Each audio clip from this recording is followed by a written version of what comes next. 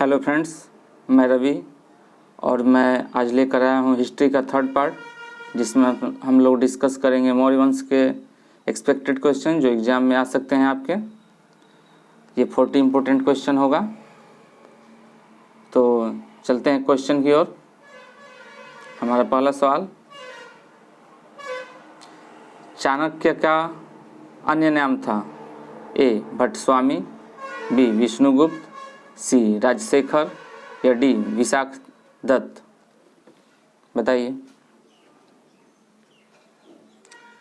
तो इसमें होगा ऑप्शन बी विष्णुगुप्त।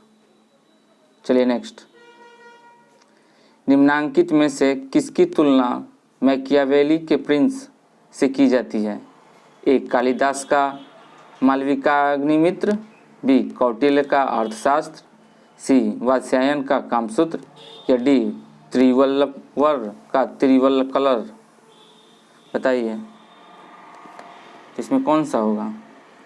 तो इसमें होगा ऑप्शन बी कौटिल्य का अर्थशास्त्र।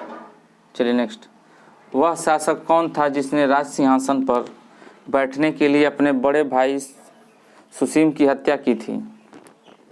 ए अशोक, बी अजातशत्रु, सी कनिष्क या डी सिमुक। तो इसमें होगा ऑप्शन ए अशोक। चलिए नेक्स्ट, निम्नलिखित में से सम्राट अशोक की वह पत्नी कौन थी जिसने उसको प्रभावित किया था? ए चंडालिका, बी चारुलता, सी गौतमी या डी कारुवाकी। बताइए।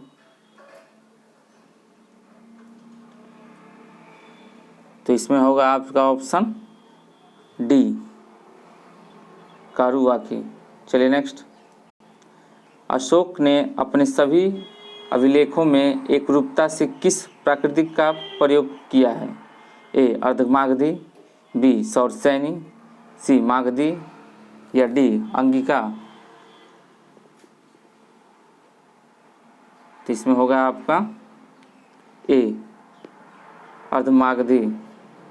Option A is the right answer. चलिए नेक्स्ट, बिंदुसार ने विद्रोहियों को कुचलने के लिए अशोक को कहाँ भेजा था? ए स्वर्णगिरी, बी तक्षशिला, सी उज्जैन या डी वैशाली।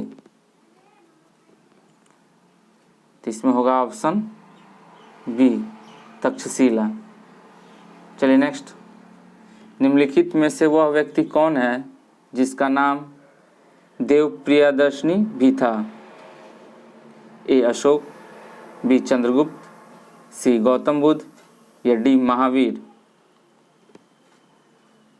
तो इसमें आपका option A is the right answer Ashok.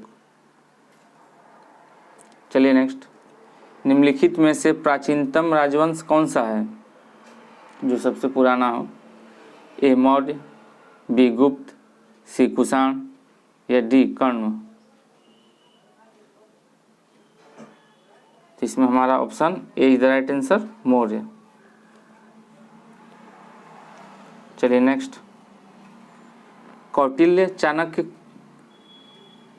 जिसको चाणक्य भी कहते थे, किसका प्रधानमंत्री था? ए चंद्रगुप्त द्वितीय, बी चंद्रगुप्त मौर्य, सी अशोक या डी अजातशत्रु। सॉरी, यहाँ पे अजातशत्रु होगा। बताइए इसमें कौन सा होगा? तो इसमें होगा ऑप्शन बी चंद्रगुप्त मौर्य। चलिए नेक्स्ट, कलिंग विजय के उपरांत अशोक महान ने निम्नलिखित किस धर्म को अंगीकार कर लिया था? ए जुडिज्म, बी बौद्ध, सी हिंदू या डी जैन। बताइए कौन सा होगा? तो इसमें होगा ऑप्शन बी बौद्ध। चलिए नेक्स्ट, चंद्रगुप्त के शासन विस्तार में किसने मुख्य रूप से मदद की थी? ए सुधोधन, बी उमागुप्त, सी चाणक्य या डी शूद्रक। तो इसमें होगा ऑप्शन सी चाणक्य। चलिए नेक्स्ट, सांची किस कला व मूर्तिकला का निरूपण करता है? ए जैन, बी बौद्ध, सी मुस्लिम या डी ईसाई। तो इसमें आपका होगा option be the right answer Buddha. चलिए नेक्स्ट, भारत का वह प्रसिद्ध शासक जिसने अपने जीवन के अंतिम दिनों में जैन धर्म को अपनाया था। ए चंद्रगुप्त मौर्य, बी अशोक, सी समुद्रगुप्त या डी बिंदुसार। तो इसमें आपका होगा ए चंद्रगुप्त मौर्य। चलिए नेक्स्ट, निम्नलिखित में से किस मौर्य राजा ने दक्कन की विजय प्राप्त की थी। ए अशोक, बी चंद्रगुप्त, सी बिंदुसार या डी कुणाल। बताइए कौन सा मौर्य राजा ने दक्कन पे विजय प्राप्त की थी। तो ये होगा आपका चंद्रगुप्त। चलिए नेक्स्ट, मेगास्थनीज ने भारत समाज को कितने श्रेणियों में विभाजित किया। ए 4, बी 5, सी 6 या डी 7। बताइए। तो इसमें होगा ऑप्शन डी 7। चलिए नेक्स्ट, मौर्य साम्राज्य की स्थापना किसने की। ए बिंदुसार, बी चंद्रगुप्त मौर्य, सी अशोक या डी बिंबिसार। तो इसमें होगा आपका चंद्रगुप्त मौर्य। चलिए नेक्स्ट, प्राचीन भारत का वह प्रसिद्ध शासक जिसने अपने जीवन के अंतिम दिनों में जैन धर्म को अपनाया था। अंतिम दिनों में जैन धर्म को अपनाया था कौन। ए चंद्रगुप्त मौर्य, बी अशोक, सी समुद्रगुप्त या डी बिंदुसार। तो ये शायद मैंने पहले भी कराया है, ये क्वेश्चन बोला था चंद्रगुप्त मौर्य। चलिए नेक्स्ट, मौर्य साम्राज्य में प्रचलित मुद्रा का नाम क्या था। ए पर्ण, बी तौल, सी काकणी या डी दिनार। इसमें होगा ऑप्शन ए पर्ण। चलिए नेक्स्ट, निम्नांकित में से कौन मौर्य वंश का शासक नहीं है। ए अजातशत्रु, बी चंद्रगुप्त मौर्य, सी अशोक या डी बिंदुसार। बताइए। तो इसमें होगा आपका ऑप्शन ए अजातशत्रु नहीं होगा। चलिए नेक्स्ट, निम्नलिखित में से अशोक का उत्तराधिकारी कौन था। ए कुणाल, बी बिंदुसार, सी राहुल या डी इनमें से कोई नहीं। बताइए। तो इसमें होगा आपका ऑप्शन ए कुणाल। चलिए नेक्स्ट, मुद्राक्षस का लेखक निम्न में से कौन है। ए अश्वघोष, बी विशाखदत्त, सी कालिदास या डी भास। बताइए। तो इसमें आपका होगा ऑप्शन बी विशाखदत्त। चलिए नेक्स्ट, विशाखदत्त के प्राचीन भारतीय नाटक मुद्राक्षस की विषय वस्तु है। ए प्राचीन हिंदू जनश्रुति के देवताओं और राक्षसों के बीच संघर्ष के बारे में, बी एक आर्य राजकुमार और एक कबीलाई महिला की प्रेम कथा के बारे में, सी दो आर्य कबीलों के बीच सत्ता के संघर्ष की कथा के बारे में या डी चंद्रगुप्त मौर्य के समय में राजदरबार की दुर्भिसंधियों के बारे में। बताइए।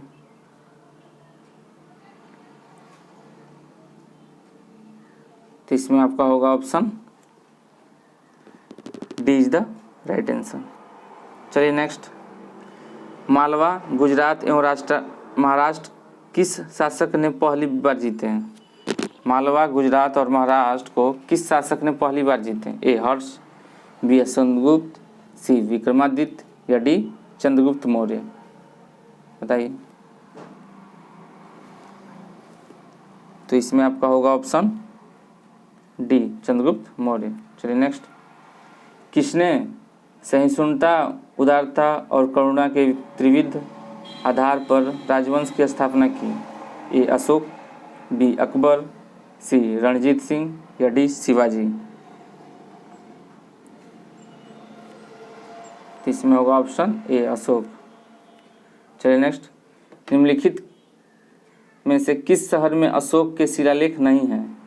ए गिरनार, बी कंधार, सी पाटलिपुत्र या डी टोपरा। बताइए किसमें अशोक के शिलालेख नहीं है? तो अशोक के शिलालेख जो है पाटलिपुत्र नहीं है, जिसका नया नाम पटना भी है। चलिए नेक्स्ट। अर्थशास्त्र का लेखक समकालीन था? ए अशोक का, बी चंद्रगुप्त का, सी चंद्रगुप्त विक्रमादित्य का या डी समुद्रगुप्त का। बताइए। तो ये होगा option be the right answer, Chandragupta का। नंदवंश के पश्चात मगध पर किस राजवंश ने शासन किया? ए मौर्य, बी सुंग, सी गुप्त या डी कुषाण। बताइए। तो इसमें होगा option A is the right answer, Maurya. चलिए नेक्स्ट। मौर्य काल में शिक्षा का सर्वाधिक प्रसिद्ध केंद्र था? ए वैशाली, बी नालंदा, सी तक्षशिला या डी उज्जैन। बताइए।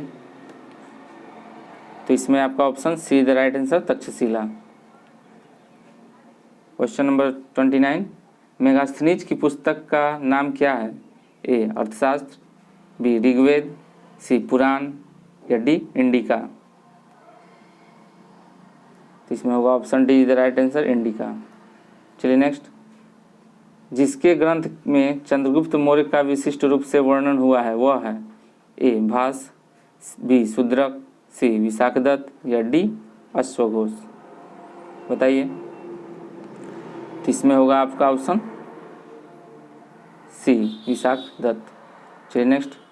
वह स्रोत जिसमें पाटलिपुत्र के प्रशासन ने का वर्णन उपलब्ध है वह है?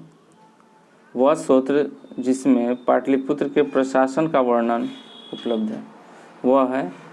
ए दिव्यावदान, बी अर्थशास्त्र, सी इंडिका या डी अशोक के शिलालेख।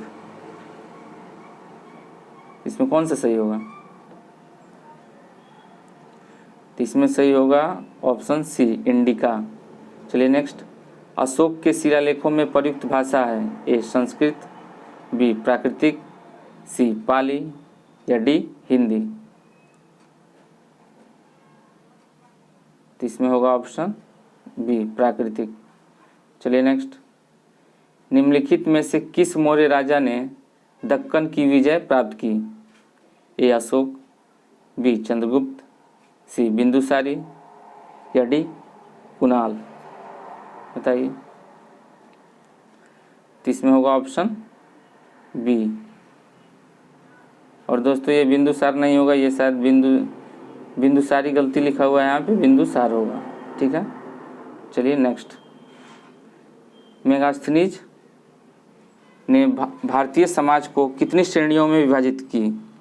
ए 4, बी 5, सी 6 या डी 7। बताइए।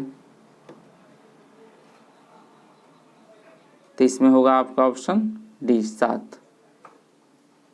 चलिए नेक्स्ट। कौटिल्य के अर्थशास्त्र में किस पहलू पर प्रकाश डाला गया है? ए आर्थिक जीवन, बी राजनीतिक नीतियाँ, सी धार्मिक जीवन या डी सामाजिक जीवन। बताइए। तो इसमें होगा आपका ऑप्शन बी राजनीतिक नीतियाँ। चलिए नेक्स्ट। निम्न में से कौन सा क्षेत्र अशोक के साम्राज्य में सम्मिलित नहीं है? ए अफगानिस्तान, बी बिहार, सी श्रीलंका या डी कलिंग। इसमें कौन सा जो है वो अशोक के साम्राज्य में सम्मिलित नहीं था? बताइए। तो इसमें होगा श्रीलंका, सी। चलिए नेक्स्ट। पाटलिपुत्र को किस शासक ने सर्वप्रथम अपनी राजधानी बनाई? ए चंद्रगुप्त मौर्य, बी अशोक महान, सी चंद्रगुप्त विक्रमादित्य या डी कनिष्क। बताइए। तो इसमें होगा आपका ऑप्शन ए चंद्रगुप्त मौर्य। चलिए नेक्स्ट। पाटलिपुत्र में स्थित चंद्रगुप्त का महल मुख्यतः बना था? ए ईंटों का, बी पत्थर का, सी लकड़ी का या डी मिट्टी का। तो इसमें आपका होगा ऑप्शन सी, लकड़ी का। चलिए नेक्स्ट, किस अभिलेख से यह साबित होता है कि चंद्रगुप्त का प्रभाव पश्चिम भारत तक फैला हुआ था? ए, कलिंग अभिलेख, बी, अशोक का गिरनार अभिलेख, सी, रुद्रदमन का जूनागढ़ अभिलेख, या डी, अशोक का सोपारा अभिलेख? बताइए। तो इसमें होगा सी, रुद्रदमन का जूनागढ़ अभिलेख। चलिए नेक्स्ट, केवल वह स्तंभ जिसमें अशोक ने स्वयं को मगध का सम्राट बताया है? ए, मस्की का लघु स्तंभ, बी, रुमनीदेय स्तंभ, सी, क्वीन स्तंभ, या डी, भाब्रू स्तंभ? बताइए। तो इसमें होगा option D is the right answer. और दोस्तों ये हमारा 40वां क्वेश्चन था। तो कैसा लगा हमारा वीडियो? प्लीज़ सब्सक्राइब कीजिए, लाइक कीजिए और कमेंट में बताइए कैसा लगा। मिलते हैं नेक्स्ट वीडियो में, और ऐसे ही वीडियो पाने के लिए प्लीज़ हमारे चैनल को सब्सक्राइब कीजिए। धन्यवाद।